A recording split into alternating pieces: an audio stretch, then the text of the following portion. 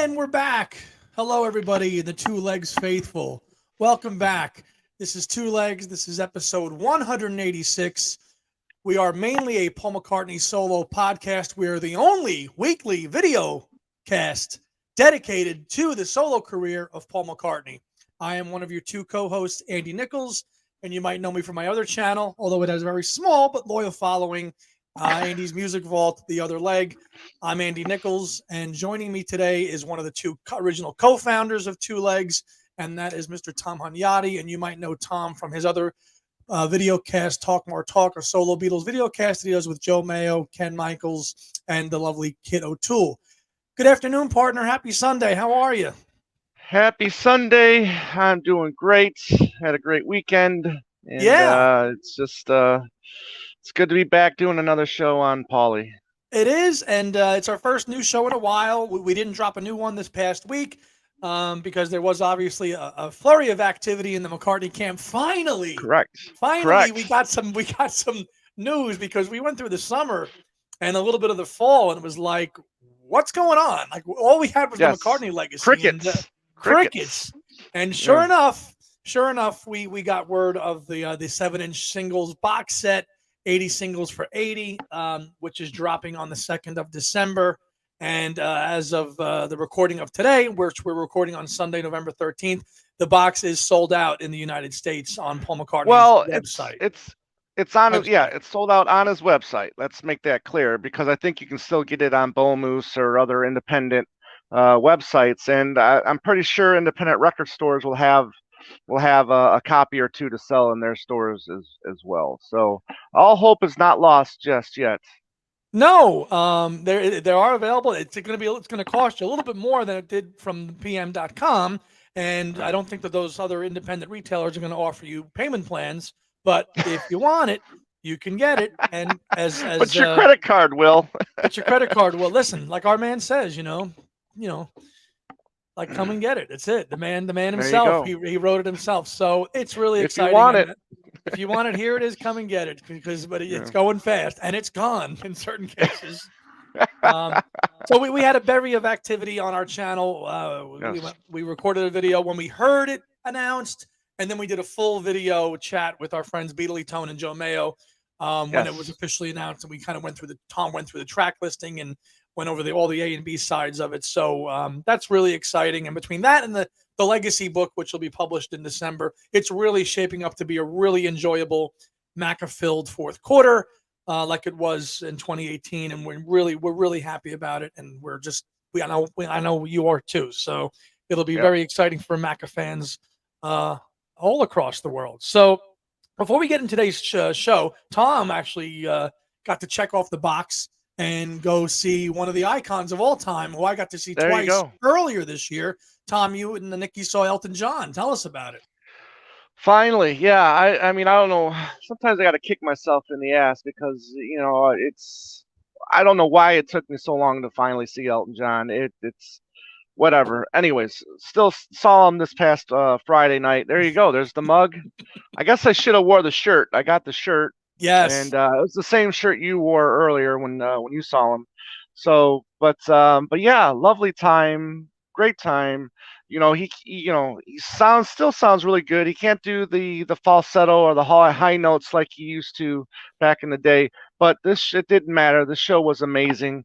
I love the first half. I mean, like Border Song, Burn Down the Mission, Have Mercy on the Criminal. I mean, some great deep cuts. Leave On might be my favorite Elton John song of all time. Sad Song, Say So Much, I'm Still Standing. I guess that's why they call it the blues. So a good sprinkle of 80s music too in there. So you enjoyed the first half of the show better than the second half of the show. Why is that? Well, again, as a deep cut guy, I appreciate that stuff maybe a little bit more than the hits that we've heard for 30, 40, almost 50 years. So it was just nice hearing those little gems that you don't get to hear all the time. So even the hits from the 80s, that he played, you really don't hear much anymore. It's always those classic, Bitch is Back, Crocodile Rock, Crocodile Rocket Man, Rocket Man, which what they did at the end of Rocket Man was tremendous. phenomenal. Yeah, they did a great musical coda at the end of Rocket Man which was wonderful.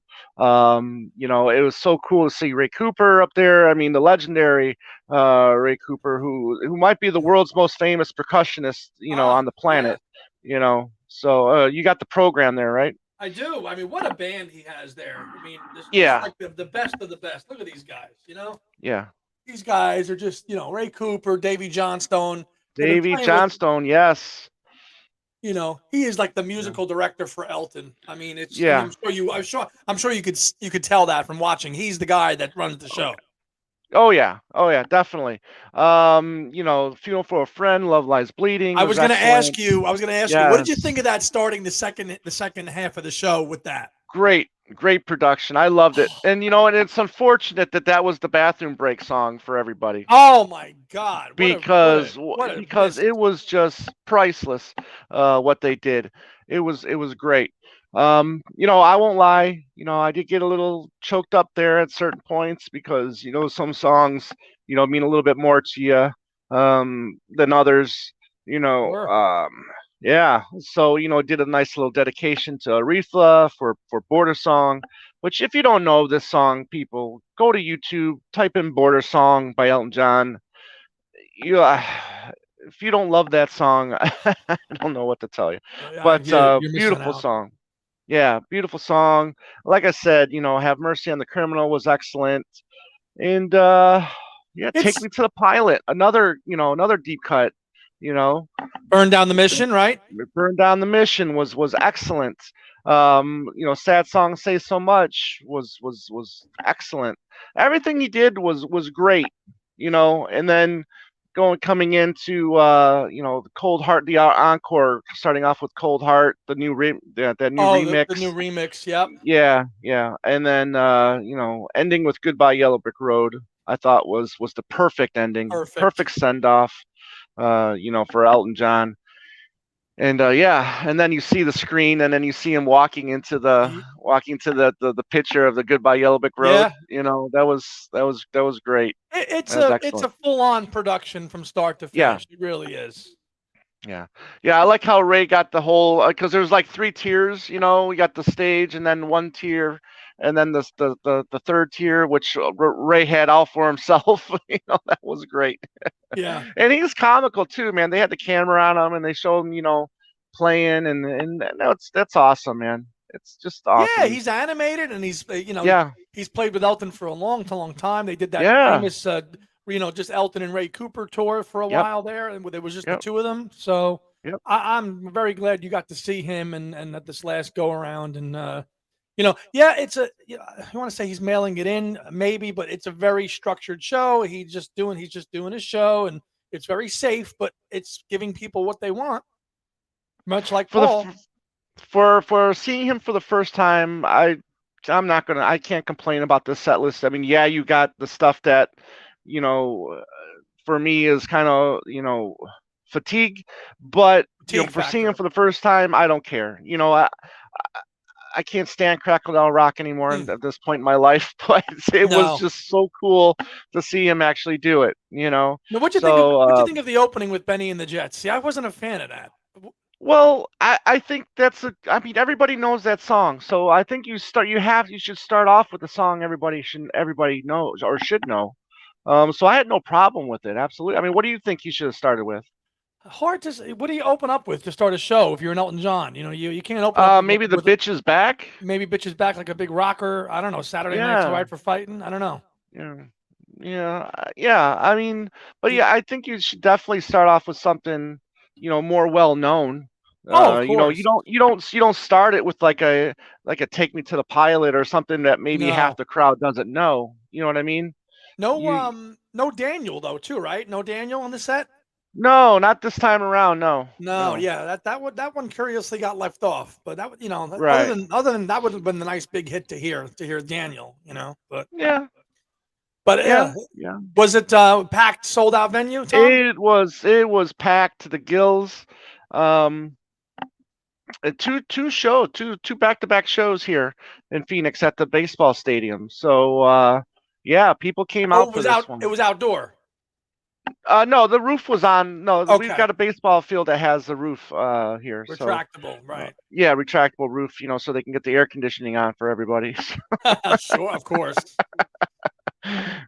But so enjoyable. And I heard that Disney Plus is doing one of the LA shows. Right. And that's as of this. Well, that's going to be this episode's dropping on November 19th. So this final show will be on November 20th, which is tomorrow, at 11 p.m. Eastern time, 9 p.m. No, it won't be the final show because there's 3 shows. There's 3 LA shows. It's not the final show. Here in the States, yes. Yes. So, but there's 3 of them. I just don't know which date it is. Right. So, but it will be on Disney Plus live streamed on the 20th at 11 p.m. Eastern, 9 p.m. Your time. So, if you haven't had a chance to see it and you have Disney Plus, hey, it's a great show, and I'm glad that Tom saw it. I got to see him twice back in February and March, and well worth it to see such an icon like that. And I'm glad you guys had a nice time. And then, and Someone Saved My Life Tonight was excellent as well. I don't want to forget that one because that's always been a favorite of mine as well. Yes, you the late coming to the party of the Captain Fantastic album, but I'm glad you. But that's I've always known that song anyways. Oh yeah, I mean that's one of his big hits, and is in my opinion. But fantastic show. Great. I'm glad you guys enjoyed and were able to check that box. So before we dive into today's show, we're going to just show you a couple of goodies that we got, Tom and I.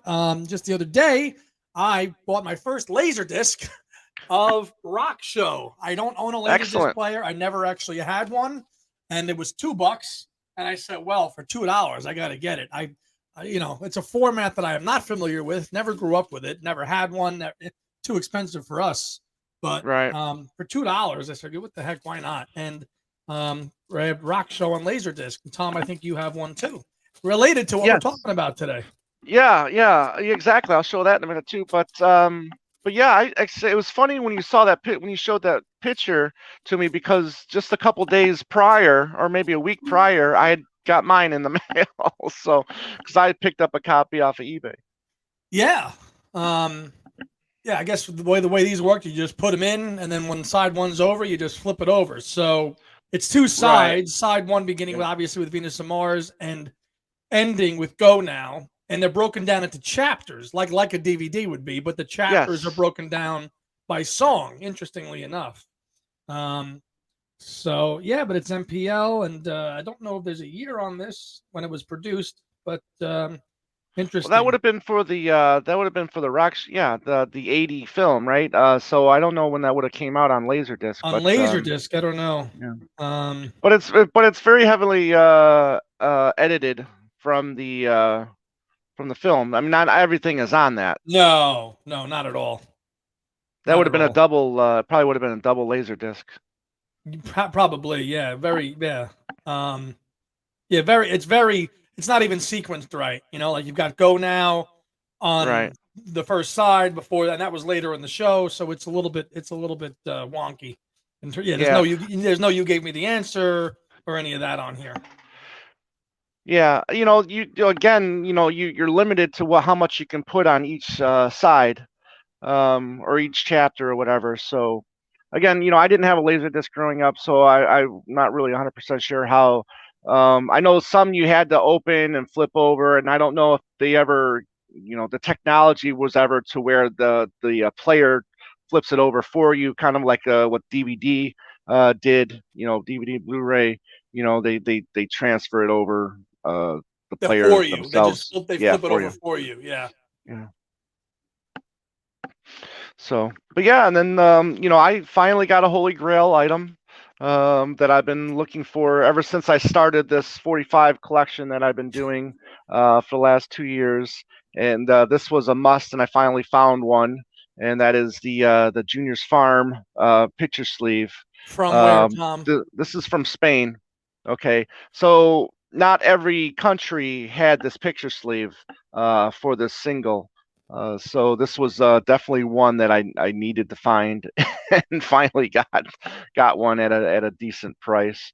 So very happy to have gotten That's this the finally. famous pool table shot there from Correct, Nashville. like the gambler scene or whatever you want to call it. Yeah. So yeah, and it's got the famous apple there. Mm-hmm. So very happy to have added this to the 45 collection. Yep. Mm-hmm. Yep. So. And then what about the other thing? The LaserDisc you got. The LaserDisc for today's show. There you go. There it is. There it is. That is the Put It There LaserDisc. Now, what we're going to do today is watch the YouTube version, which is a little edited. If you've got the documentary, which Tom has on LaserDisc, and of course, if you bought the Flowers box, you get the full 65-minute documentary, which we're not going to watch today and comment on. But LaserDisc tonight, it's like an album version of the video. That's what it's. You wish you could just play it like an album, but you can't. Yeah, and I gotta give a shout out to our friend Serge, who contacted me about a bunch of LaserDiscs that he had, and then that's all. I'll get into that. But thank you, and there you go. So very good. Yeah, to Put It There, LaserDisc. Before we jump into today's show, I just wanted to read a quote. So Rolling Stone published an article with Paul quoting about the 7-inch single box set. Did you see it, Tom? Briefly, but go ahead. So it was a really interesting quote. So Paul's quoted in the Rolling Stone article about the box set saying, quote, "I still respect the B-side. Where else can you find songs like You Know My Name, Look Up the Number, or Ode to a Koala Bear?" So when my team suggested we put out this box of 45s, one of my hopes was that both sides of the record will be of interest to you. It includes my first solo single, Another Day, backed with Oh Woman, Oh Why, and it includes my latest single, Women and Wives, backed with the St. Vincent's Great 3 Imagining. Between those two singles, there are 78 others. It doesn't include my last single because I haven't written that one yet. So we like that. We like to hear that. The ever optimistic and no quit attitude in Paul. We like that. So yes, no signs of retiring. Maybe from wide scale touring, but not record making. I think we can agree on that. Yes. As well. Yes. So for today's show, we've done this a few times since I've been on Two Legs, and I know Tom did it with his former co-host there, David. We're going to kind of just have a documentary going on in the background and kind of comment on it. We did it with the Bruce McMouse. We did it with Broad Street, and today we're gonna jump in with the Put It There documentary, The Making of Flowers in the Dirt, which was kind of all over the place there in late '89 and early 1990 on MTV. It got a home video release, and we're going to just kind of keep it the YouTube version going on in the background. We're going to keep it a little bit low and kind of let it, we're going to comment on it, the song, let it play a little bit, and comment where we feel we'd like to. It's one of my favorite kind of making of the album documentaries that he's done. Is it though a making of? I feel like it's more of a making of the tour than it is the album. But but he does talk about that. He does talk about like going to the studio to work on tracks with Trevor Horn and stuff. So yeah, it's like the band getting ready for the tour, but also going into the album. So without any further ado, here we go. All right. I get maybe bored with it, but you've got to be really, or else you're not going to be here much longer. You know, now is never very important to most people, but it's really all you've got. It's really all we live in. You can't do anything better than working with John Lennon. Yep, but, still talking very highly of John. Yep. John was such a monster. Coming to peace in terms of with his Beatle past here, and all the footage of Costello and then working on My Very Face we'll see, but in its earlier form, so cool. Rather have a band than a Rolls Royce. Yeah. Film's called Put It There. Yep. Obviously, we know from talking about the 7-inch singles how much of a Sea Moon fan he is. He just seems to love this track. We're getting 3 versions of it on this box. 3 versions. I love this. I love this arrangement though. It's a little more loose. I love it, and it's the way it segues right into My Brave Face. I've always enjoyed it. Right. So this filmed in April 26th to the 28th in 1989. Directed by Geoff Wonfor. And McCartney fans, you know that name. He's done so much work with Paul. Produced by Chipperfield. And this, I believe, first aired on BBC One on June 10th of 1989. Yeah, which is right around when the album came out, I want to say. Think so anyway. Yeah, so really, getting that first band back together again. There's Hamish and Robbie McIntosh and Chris Witten, who's, a follower of Two Legs. Chris, come on the show, man, if you ever want to talk to us. Yep. Love to hear your stories. 30, I believe he was 30, very young looking. Chris at the time. Yeah, Paul here is not quite 50. He's 48. Right. His vocals throughout this whole thing are excellent. Yeah. And now this is all probably at Hog Hill. All this is recorded at Hog Hill. Yeah, it's all filmed at the Hog Hill, yeah. Yep. During these early rehearsals. Yeah. Here we go.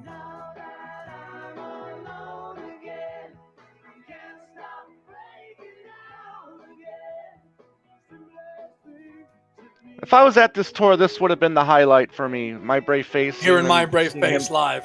Yeah, live, yeah.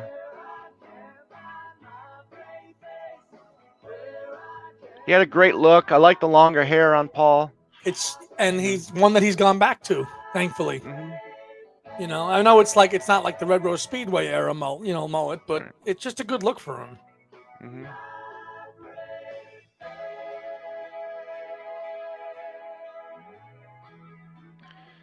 I like how Linda and Paul are kind of like on opposite ends, so they're still eye to eye. You know what I mean? Yeah. Because at the Hofner, huh? Because we're going out on tour. This is what brought it all back together for him. Yeah, we probably took a little bit more care over this one.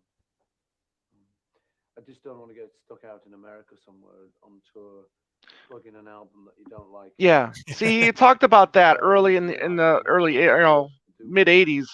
Right. On the TV shows. Right, the TV shows in between Broad Street and this, basically press to play. Yeah, not wanting to go out on tour with an album that he's not really fond of, I guess.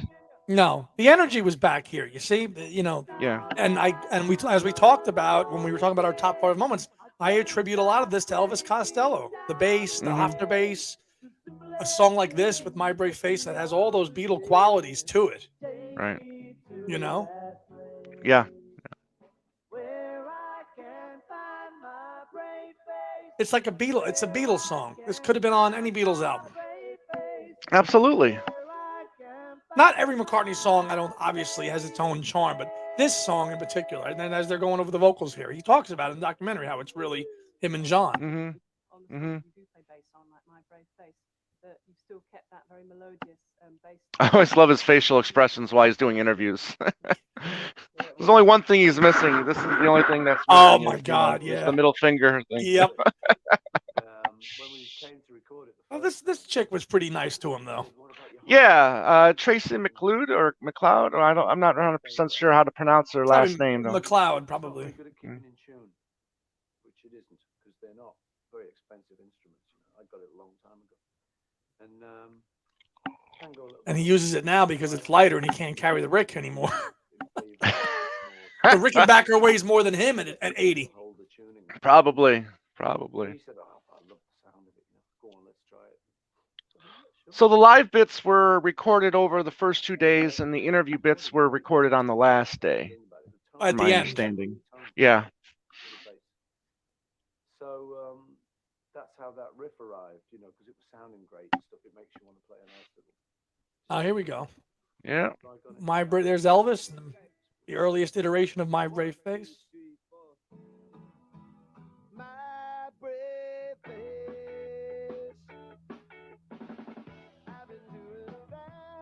Like this version, but then it cuts to the slowed down version, like more polished. Yeah. Curious that Elvis is on lead vocals on this. Very curious about that. Yeah, it was funny though. The resemblance to John was once or twice got a bit embarrassing. There were a couple of tracks on the album where I'd sing a sort of sweet line, and then I'd find Elvis doing a sort of sarcastic line, very much like John and me used to do. It's getting better all the time. Couldn't get much worse. Like you say, I remember the sort of old rock and roll stuff. Guys like Elvis or younger guys will remember the sort of the Beatles stuff. And if they love it, it's great for me.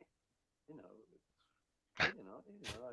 great to see someone love it instead of slagging it off and saying, "Oh, it's past stage for Beatles." Yeah, man, it sounds like the Beatles. Great. What could be? That would have Maybe been you us. can turn it up. Maybe you can turn it up just a touch more. Sure. If anyone's allowed to do it, there you go. It's got to be me and the lads. Yeah. There's little touches there, like a certain guitar sound on My Brave Face, or as you say, the bit on My Brave Face. Take me to that place. That's really like me and John. Take me to that place. And I did say to Elvis, we've got to really be careful about that, but the behind the scenes bit of getting ready for a tour is very, very cool. Yeah. To see how they, get all the vocals, the backing vocals arranged. Yeah. And I think it would have worked. I mean, either version would have worked. Elvis is kind of almost like that's like a skiffle version. It's like a skiffle version of the song. Right.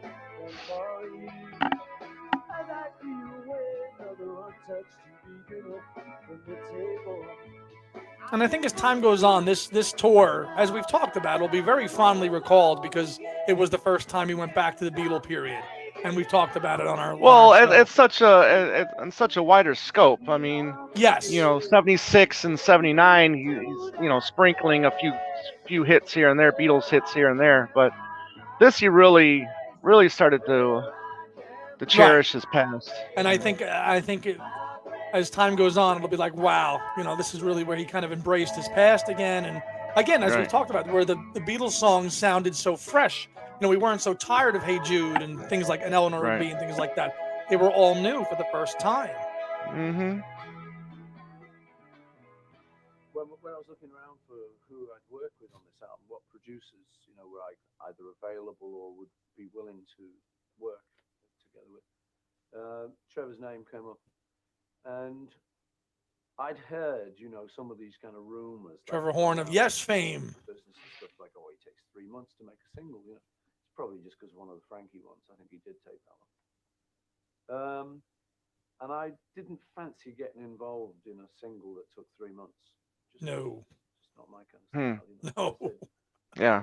Well, it's funny because reading the McCartney legacy, and how long it took for him to do Ram, and how they're just breezing their way through Red Rose Speedway. Just is that where you're up to? Really... You're up to that now? Yeah. Well, I'm up to the first European tour. Okay, man, you're June of '72. You're mowing. Yeah. You're like mowing. Through every opportunity I get. God bless you. I got to chapter 11 this morning. Okay. Ram, they're just starting Wildlife now. Yeah. Right. That was a very good demonstration, wasn't it? I could do that again, shouldn't I?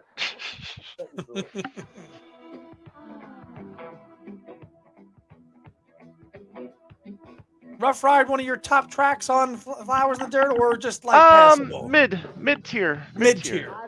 Yeah, I like it, but I don't love it. Right.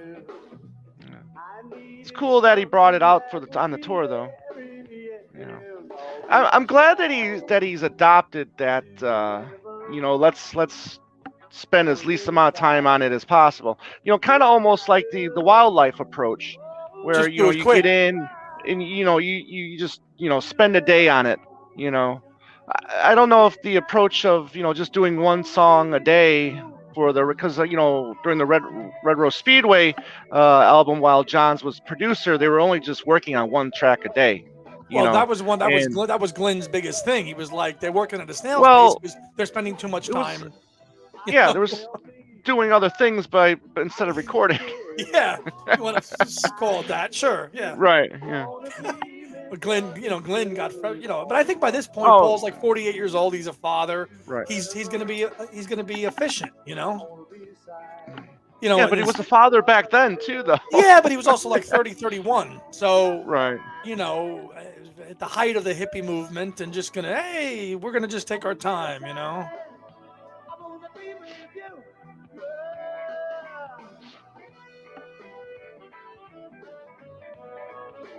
I'll tell you, though this may not be my favorite period of McCartney's career, this band is tight. This band, you know, that he goes out on road with, you know, in 89, 90, is tight as you'll ever see a band perform. I mean, these guys are the consummate professionals. You would have thought that, like, after these guys, he couldn't have done any better. And then, sure enough, he's played with the same guys for the last 20 years. Right. These guys were good because these guys were big-time musicians in well-known bands. Okay. Right. Hamish Stuart with the Average White Band, and you know, Robbie McIntosh with the Pretenders. So Chris, and I think Chris was still up and coming then. And again, Chris, if you want to come on and tell us about your career, we'll have you on. I know he went on to do NXS. I don't know if that was after. Well, he did the Dire Straits tour after Paul's. After Paul's, yeah. Right. I was playing bass. I love his drumming, though. I love his work on Flowers in the Dirt and all the Russian stuff. I think Chris Witten is a fine drummer. Figure of Eight. Figure of Eight, yeah. Because I was leading the drummer. Way better live, as we've talked. Yeah. I decided to kind of take it up a bit.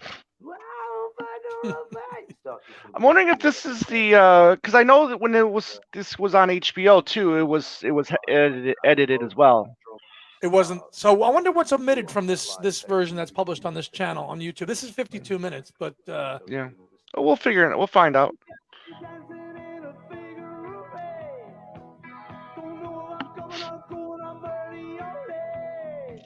This is one of the highlights of Flowers. Yeah, you would agree? Yeah, I do. But also a highlight of the live tour because, like you said, I mean, it was just whatever he did. I mean, the arrangement here live was, I think, just more, you know, upbeat. It also holds the record because it's the last time he opened up his show with a new song, right? Yeah. And that was ballsy to do that. You know, a song that most people would go, whatever. But you know, most crowds were like, "Holy crap, we're seeing Paul McCartney!" And the excitement of the show, you know, they may not have remembered the song. I mean, you and I would have been like, "Holy shit, this is great!"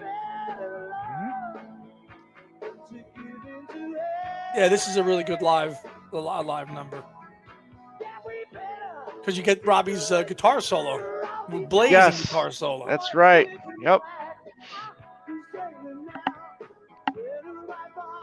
Getting stuck. That's a different bass he's got there. I don't know if I can tell what brand that is.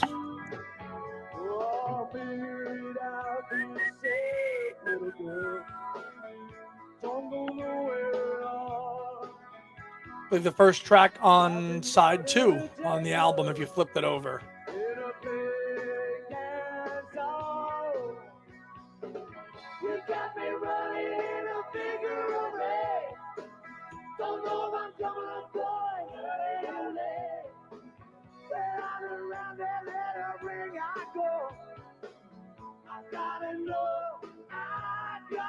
Did you get the when you were younger, Tom, did you have the VHS of this? Like, did you get it as a gift? Did you buy it, the actual VHS version? I knew nothing of this. Put it there. I'm glad you brought that up because I knew nothing of this show back in 89, 90. No, you didn't? Nothing. No. Wow. Oh, so when did you first discover this? When I saw it on DVD, I think. Because it's got a DVD release, doesn't it? It does, but that's kind of a sketchy release. It's not like it's not a widespread MPL sanctioned release, as I recall. Right. Yeah. I got this as a Christmas gift in 1990, whenever it's 90 or 91, the actual VHS cassette. Right. Okay. And so this is like childhood memories for me going back to this. Again, you pour over these things and you watch it and you listen for every syllable and every head movement and every look and every song. And it becomes ingrained into your DNA, you know? Yep. Did you buy the DVD that you like? Or no, I knew it existed. I just hadn't watched it. I think the first time I actually watched this was for the Flowers in the Dirt home archive release. Which you get the full version on that. And we get nice arrangement of things we said today. Yes. Again, all touring. This would have been a highlight too if I was at this show. Hell yeah. Probably not often revisited too in his set list after this. Yeah. And there we go. Roll you. All right, Fool on the Hill has been looks like it's not on this version. Oh, is Fool on the Hill cut out of this one? That's a shame because that's awesome. That's a great version. Yeah. If we're going through the track running that's on the LaserDisc here, Fool on the Hill has been omitted. From the LaserDisc? Yeah, from the LaserDisc, yeah. Interesting. So yeah, I mean the LaserDisc is the full documentary. Yeah, what we're watching is not. Yeah, right.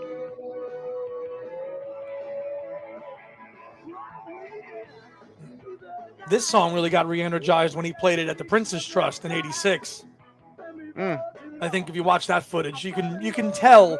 If you watch that performance of Paul singing, I saw her standing there, I think with Tina Turner and all them, and Elton on piano. Yes.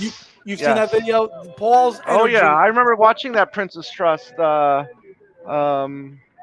in probably 87, 86 or 87. 86 or 87, yeah. You watch that, you can tell Paul's got the flair for playing live again. His energy is there. And that's sort of right, really. We with the Beatles, it just was what it was. It was some kind of phenomenon, and there was no getting it back together again. It just wouldn't have been the same.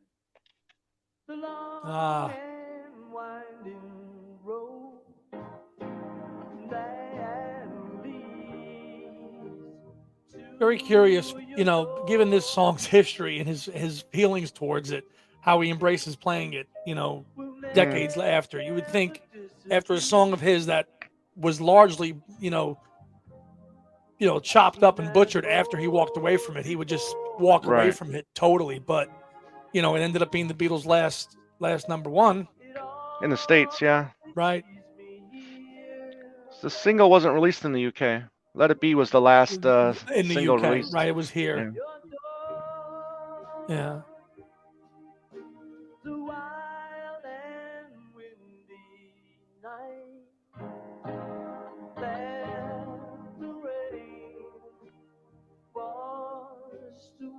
I believe this was also on a B-side.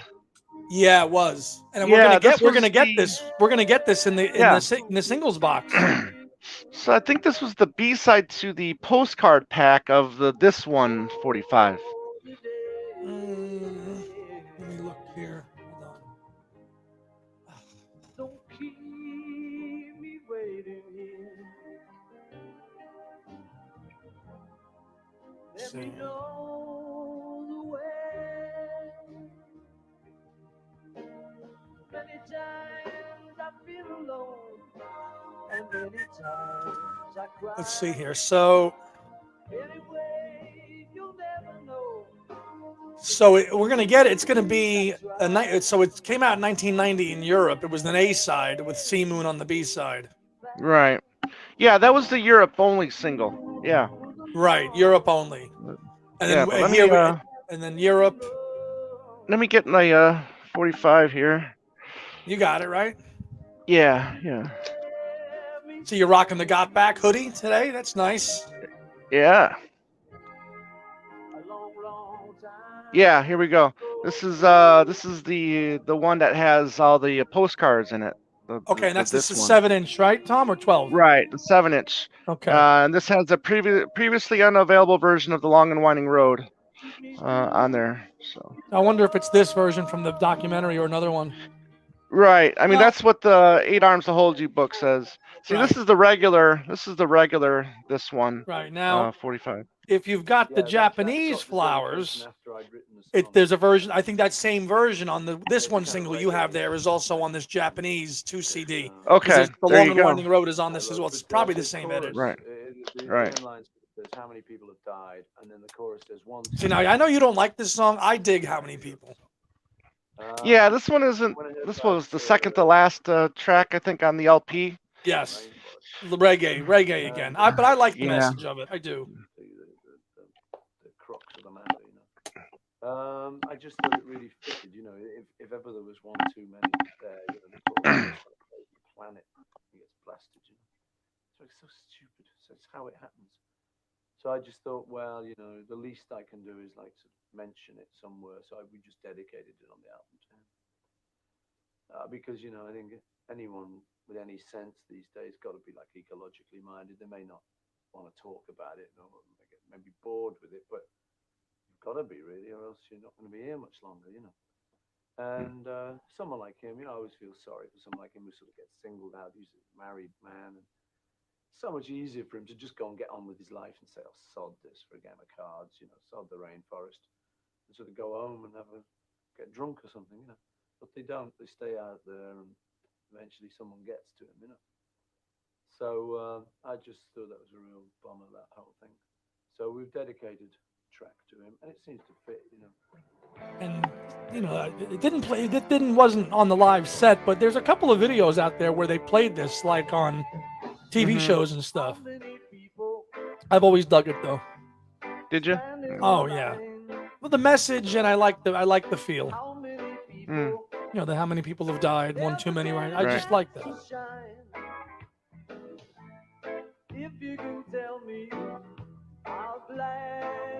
This would be one of those like nerds only setlist songs. Yeah.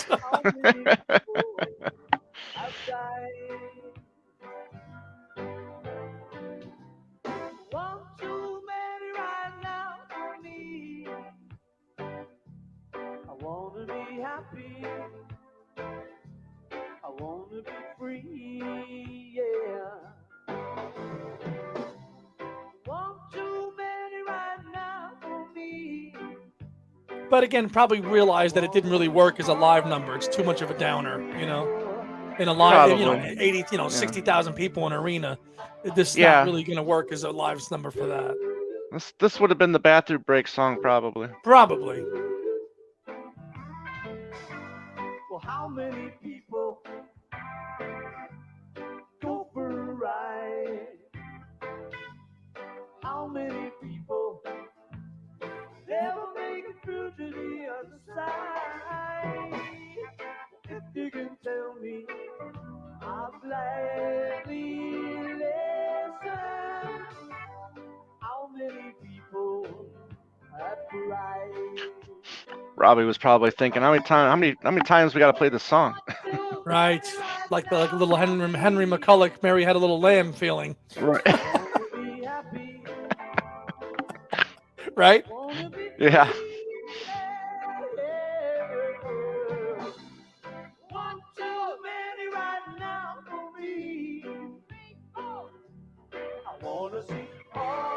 I can't, you know, while this is playing, can't wait till you get to the part of the book where JoJo's introduced. Oh, really? Denny's wife or girlfriend at the time, right?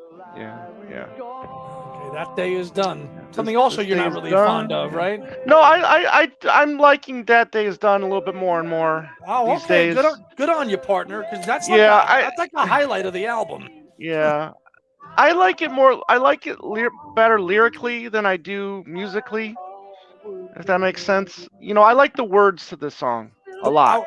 Right. That day is done. I won't be coming back. That day is done. Yeah. It's a dirge. You know, it's a dirge. And I believe this is largely an Elvis. I mean, I know they co-wrote it, but Elvis had a bigger hand in this song, I think. Mm-hmm. And that's another interesting thing is, you know, I think we talked about this before, is like, you know, how it was determined that those songs would get split up. You know what I mean? Between Flowers and what else was not on off the ground. why did Elvis get Playboy to a Man? Why did Paul get That Day Is Done? You know, Veronica. What I mean? Elvis got Veronica. Well, I mean, I think you would think that whoever did more to the song got the song. You know what I mean? Take it, but maybe they were true 50-50 co-writes, and Paul was like, "Well, maybe. I'll do it, you do it." Right. Tommy's Coming Home, 20 Fine Fingers, all those. Yeah. This version on the documentary is a little bit more, definitely slower, dirge-like. It's on the studio, on the album, it's a little more polished. That is the regret. You know? Oh, this is great. This is when they're doing this one in the studio. I love this part because it's slower. Sent us some flowers, then again, Beatle-like song, Beatle-like qualities all over the song. This one, love it. You do regret those moments. We have an argument, for instance. You think, oh God, if I'd only been smart, I could have just sort of said, well, you're right, for instance.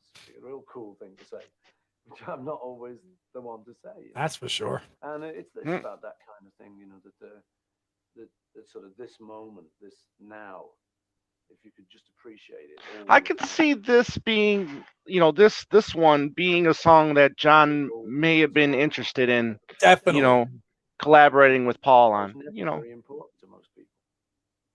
But it's really all you've got. It's really all we live in. Did I ever take you in my arms? Great song. Oh. You in the eye, tell you that I do. Just the chord change when the chord change goes, and if I never did it, that's right. This is tremendous. If I never did it, Oh. I was only waiting for a better moment that didn't come. There never could be a better moment than this one is flying above the ocean. God is riding upon his back. I found the water and bright the rainbow. It is all too black. Did I ever touch you on the cheek? Say that you were mine. Do you remember seeing the video to this one early?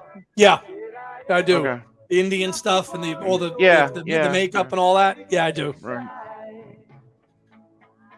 It's one of those songs where such a strong melody, and then the ending kind of rocks out, and he does that with like No More Lonely Nights, and right. 3/4 of the song is beautifully put together, and then it just ends in a jam at the end, which I'm not the biggest fan of, but the song musically is so strong you can forget that little, because it's like this one, and they kind of just jam it and end it, Right.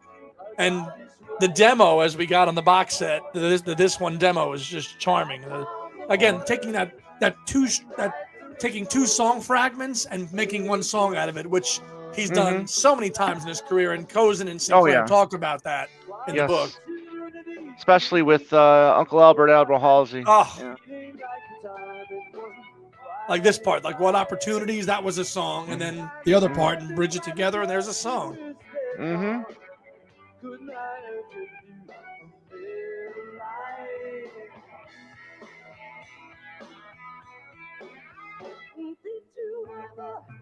That's great. Yeah, John, I think, would have liked this one. Pun intended.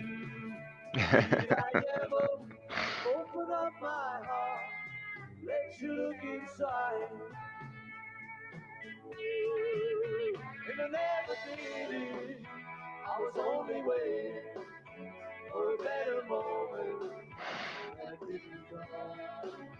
It never could be a better moment than this one. This one is riding on the ocean. God is riding on his back. On the water, light the rainbow. It would have been cool to see this one live too. Oh. Yeah, see, this is where the song takes the left turn. Yeah. Like No More Lonely Nights and other stuff.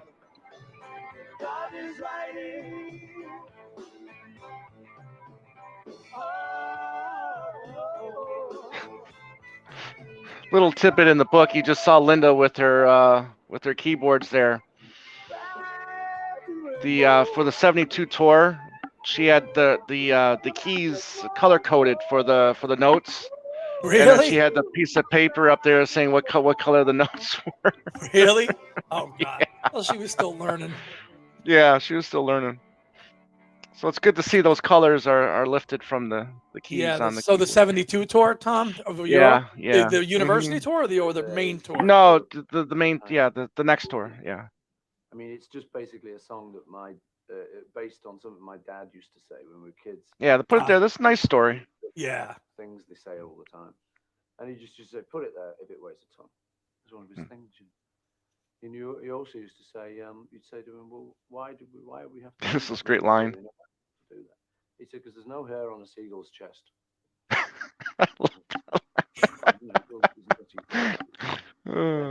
But that one, put it there if it weighs a ton. It's the kind of thing you then say to your own son. I mean, it's fairly simple. While you and I are here, put it there. But I mean, you can either say, well, that's just really simplistic. But to me, that's really deep. But it is, I mean, it's something that's a bit of a choker for me, that line. This is one that he could easily revisit and throw into the set because it's easily. Yes. Right in the middle of that acoustic set. Yeah. And I'm really surprised he hasn't revisited this song in recent tours. Right? Against it, you almost want to leave it. It's so easy. So we did little things like that's sort of in there. And it's got to be very dry. And as Buddy Holly once said, on the knees, like Buddy Holly did on the Everyday. Knee slaps, yeah. Yeah, this is a pretty funny segment here. Yeah. So we did that. We had a bit of a laugh on that one. Trying to persuade me to strip off, as I recall. Yeah. Ambo, even with old body. That's what the father said. Is your son. I don't care. That's Ambo. That's what I'm saying. You play every part of the song. Put it there. Long as you're not here, put it there. Stick my head. This was my regular patient. That's the one. You can't ask for any more than that, man. I'm not going any further. Yeah, I mean, you got Dance Tonight and all these other songs that have worked their way into that part of the show, and it's like, come on, you couldn't throw this back in there? Mm-hmm. All you would need is just, that bass drum and acoustic guitar, really. Right. I mean, hell, even Abe could do his harmonium thing on this. Exactly. Yeah. It's all that matters in the end. Put it there. If it weighs a ton. That's what a father said to his young son. I don't care if it weighs a ton. As long as you and I here, put it there. I really love this. I'm really become a big fan of this documentary. I love the behind the scenes stuff. I just love how tight the band is. They sound great. Yeah. Paul's vocals are excellent.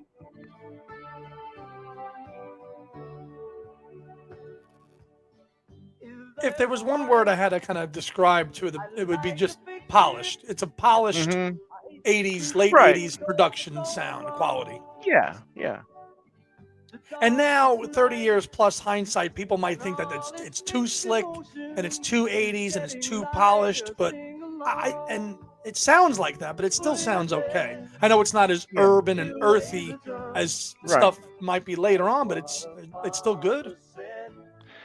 Yeah, but if you ever want to know what it's like, to get ready for a tour, this is like a good capsule to, see what it takes to prepare to go out on the road. And he did that Moving On documentary for About Off the Ground. That wasn't great. This documentary and The World Tonight. Now that wasn't for a world tour, but it was the making of an album. I think these two are really the benchmarks of, the behind the scenes of going into an album or a tour. And I think this one really is the best in terms of the touring. It's the best. I remember being really like, whoa, we got a little Beatles throwback there when I heard this live. Mm-hmm.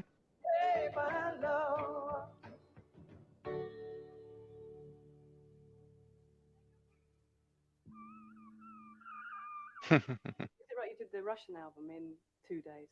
I was telling you that we were doing some jam. Yeah, see, cool. You got to put yourself in this time because, like if you're watching this now, you're going, why the hell are they talking about the Russian album? Well, that had just came out, a year or two prior as well. A year, 88, it came out. Yeah. Jamming on were like old rock and roll songs. And that was the genesis for what this band became. We only did one. With Witten on drums and stuff, and Hamish coming into the fold. But they're much easier to jam because there's less chords. So we ended up doing that, and I thought, let's bring it into the studio and see if we could capture some of those because they felt good when we jammed.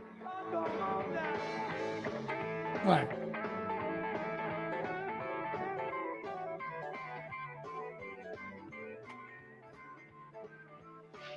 Matchbox. Mm-hmm. No, I think this is 20 Flight Rock, actually. We do Ain't That a Shame, which is the old Fats Domino song, which is one of my big faves from then. I love his record of that. And do a couple of Elvis ones, Just Because. Well, Just Because.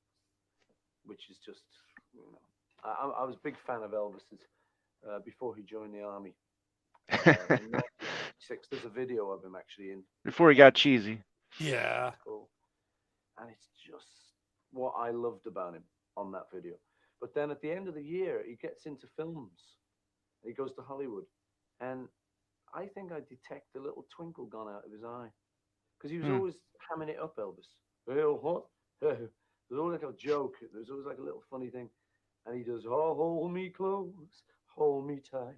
He's doing this thing, but every single little word, there's like he's looking at a fan or he's joking, and it just does it so great. I love him.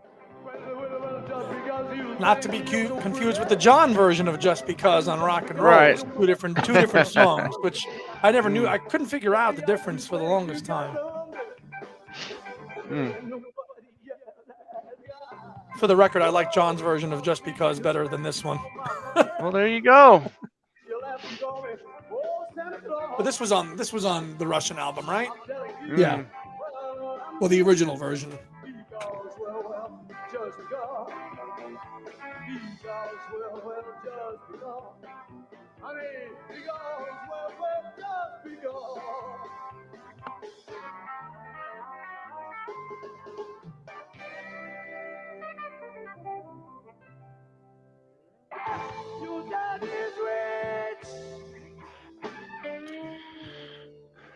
Yeah, I like this version too. Summertime. Summertime, right. Yeah. Think about it for a minute. And I like that he's on lead guitar here because, I think a lot of people sometimes forget too that he's an excellent guitar player. Yeah. It's got a very signal, it's him when he's playing guitar. You hear it on certain songs.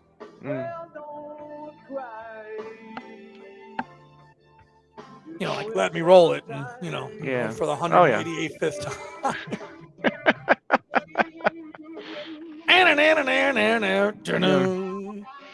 Which, this was the only live album we were spared of that track. You know that, right? Yeah. Every other freaking one. Mm-hmm.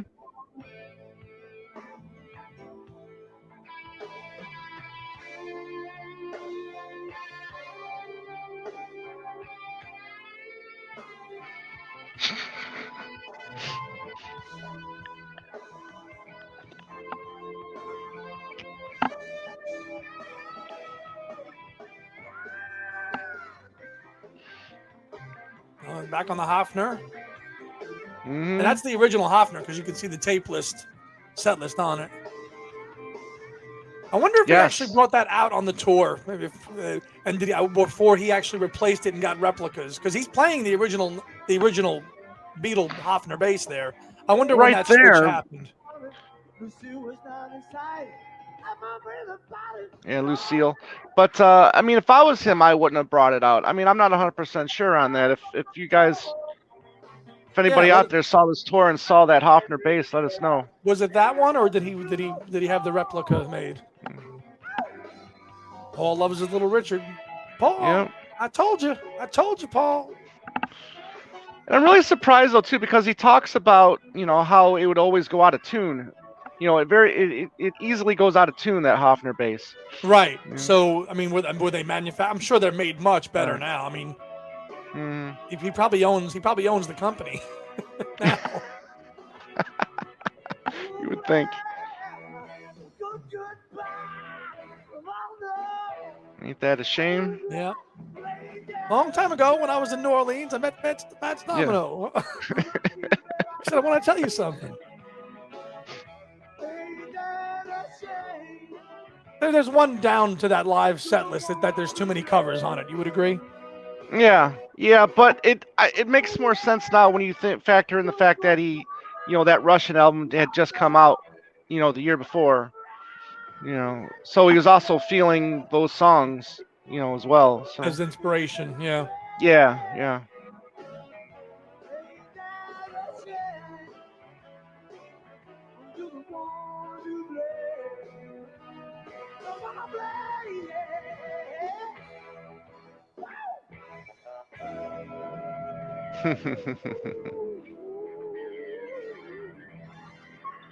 Oh, Linda getting funky on the keys there. Oh yeah, I mean you've got to have silly moments, because it can get a bit intense sometimes. You're trying to get a take or something. Oh, this is pretty good.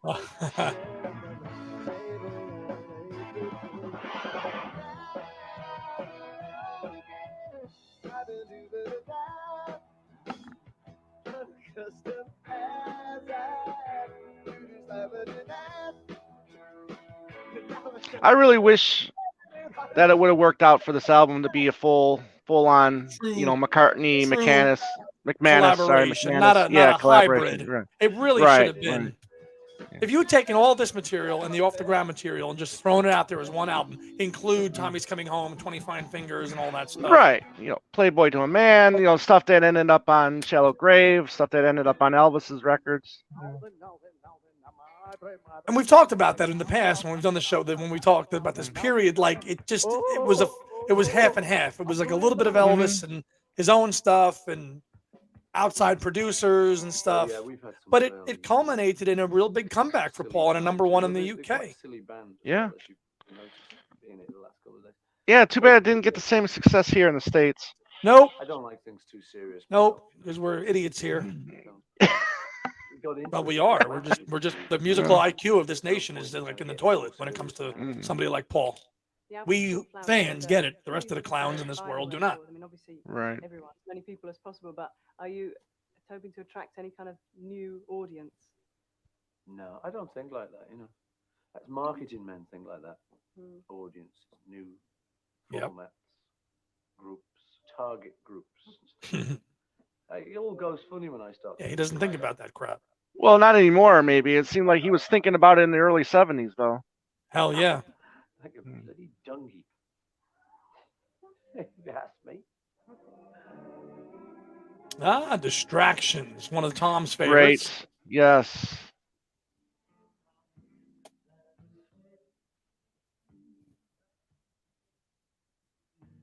Yeah, the audio gets a little funky here for some portion on this video. Right. And this was the actual video that they shot for it. Right.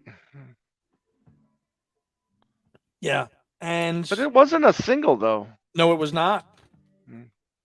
And I'm just double checking the liner notes here for distractions, like butterflies that buzz around my head. No, this is just a McCartney song.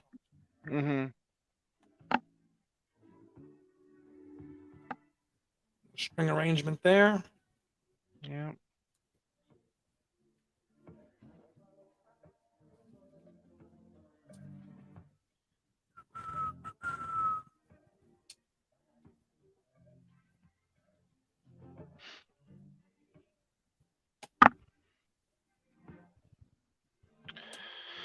So really, I mean, "Fool on the Hill" has been the only thing that has really been omitted, been cut. Yeah, omitted. Yeah. Yeah.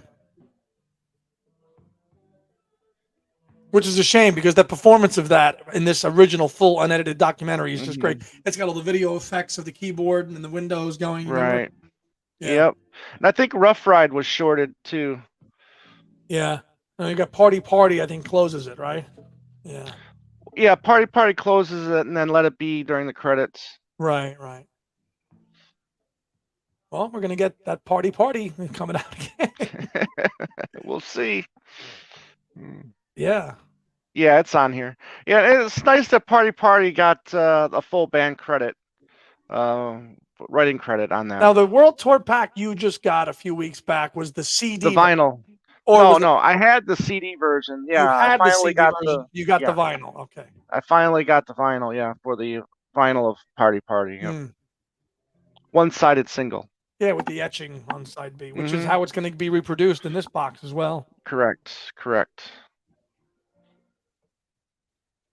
Good tune distractions, though. Simple, great arrangement, strings, too. Very understated production on that track. Yep, onto the acoustic. Wouldn't have been sounded out of place on Press to Play. It fits that mood. Oh, I don't think so. I don't think so at all. No? No. It would have been or it wouldn't have been? No, I don't think it would have sounded out of place on that album. Yeah.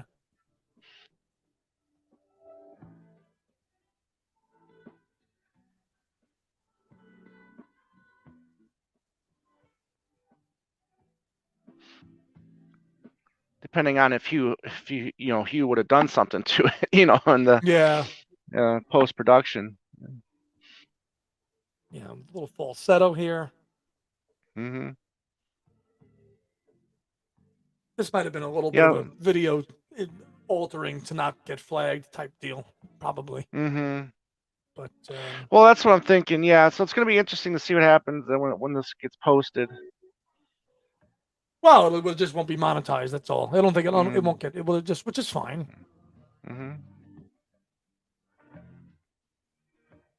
I mean, this person's not making any money off of it, nor are we. That's not what we're here for.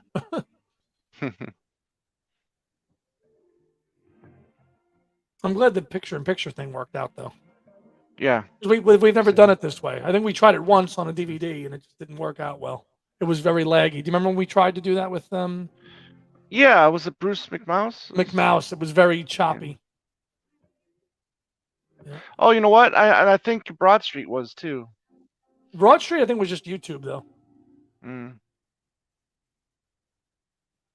can you conceive of a time where it might stop and where music might play less of a role in your life? And would you regret it if it did stop? Well, I'm not even interested in that question.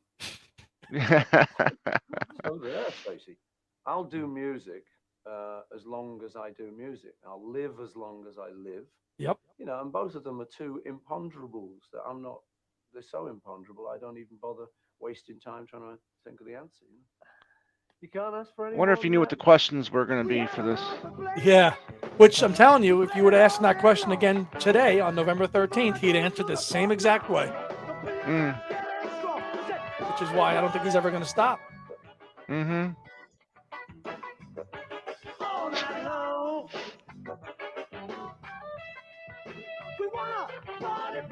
He said touring, yeah, wide scale touring, yeah, but making music, it's never going to stop.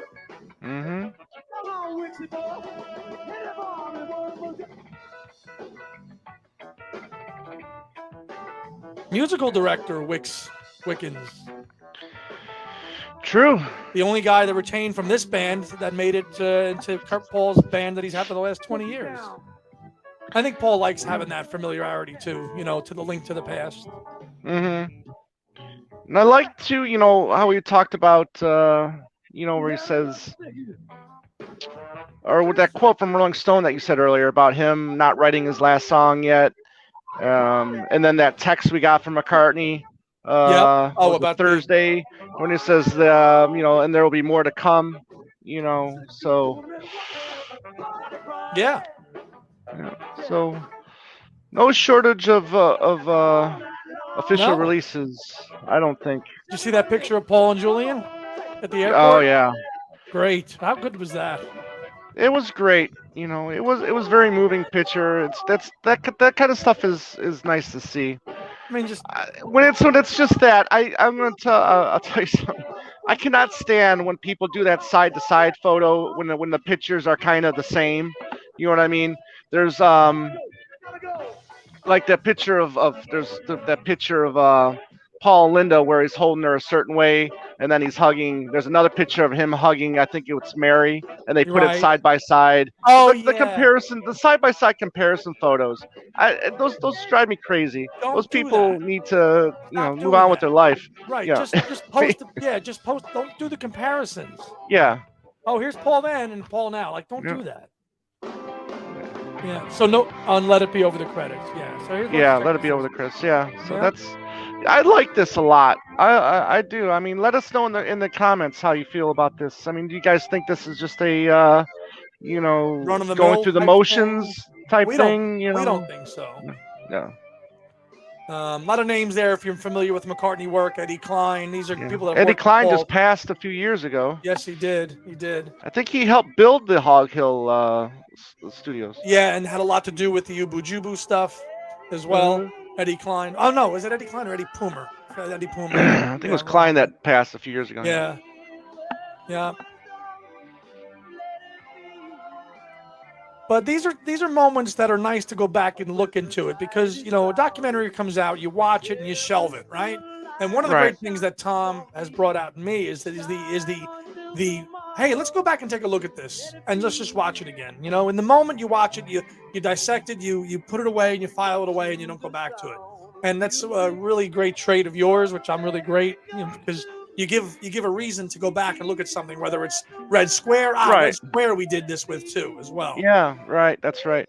I mean, we gotta dust the stuff off from time to time, and go back and enjoy it. I say. Yeah. Part of and plus it just gives us a reason for another show too. Really, Well, that too, but it gives you a reason to dive back and say, well, let's look back. Where was Paul at with this time? Because the man has done so much to go back and look at a Bruce McMouse or a Broad Street or an interview that he did and look at, and like we've done a couple shows where we kind of dissect an interview line by line.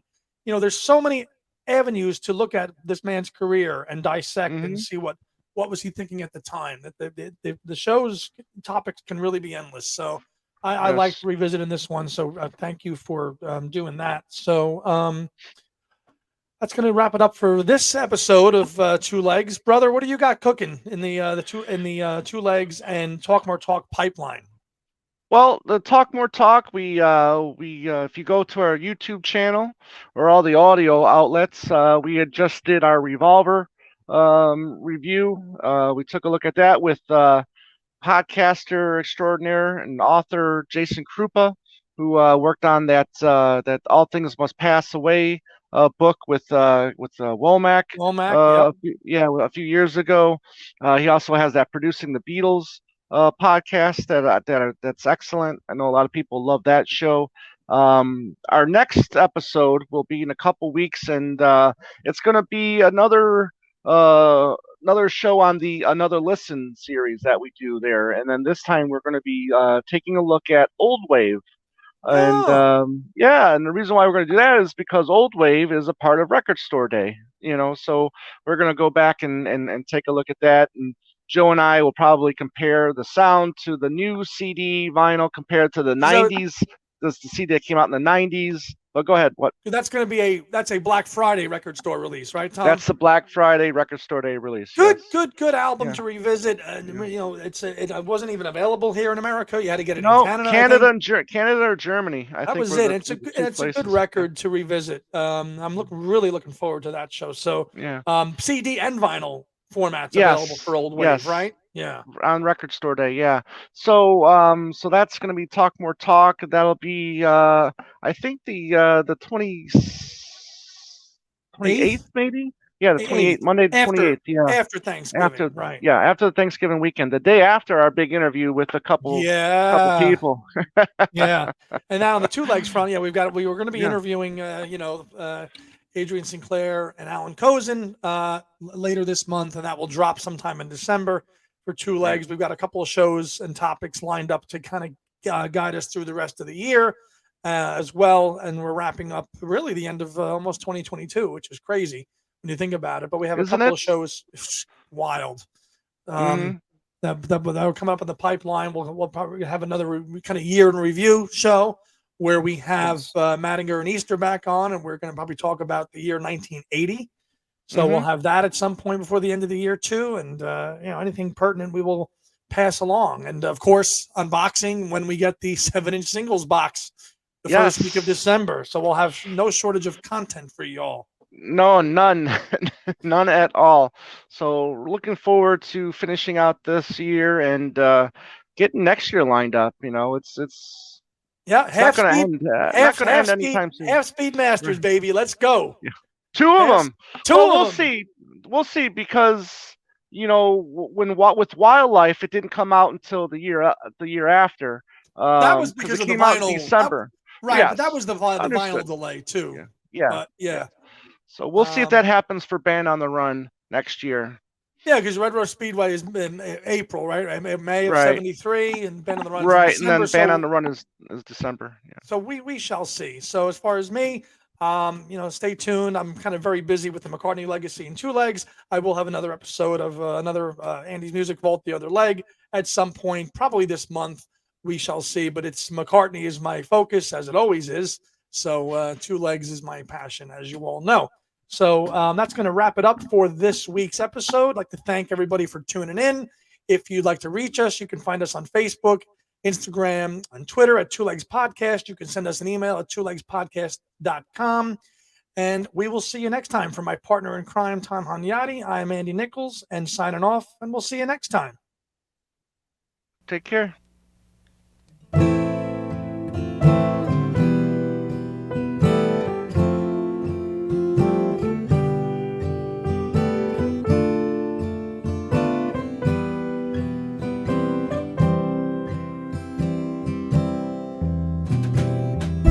Listening to Two Legs, a Paul McCartney podcast, hosted by Tom Hanyadi and Andy Nichols, with musical contributions by Dylan